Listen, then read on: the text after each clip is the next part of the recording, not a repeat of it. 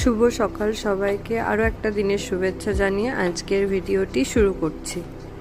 কাল ছিল 15 তারিখ মঙ্গলবার, বাঙালির পয়লা বৈশাখ। বাড়ি থেকে দূরে আছি, তো সেমন কিছু করার ছিল না।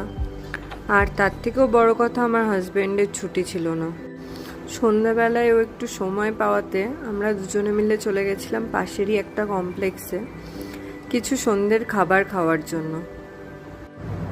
কি সুন্দর লাগছে ওই বাড়ির লাইটিংটা। আমি তো খানিকক্ষণ দাঁড়িয়ে গেলাম লাইটিং দেখার জন্য।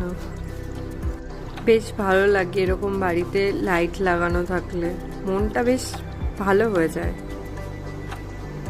আর এখন আমরা যেখানে থাকি না, সেখানে রাস্তার দুপাশ দিয়ে এরকম ফুলে, অসংখ্য ফুলে ভর্তি। আর আমার এত ভালো লাগে।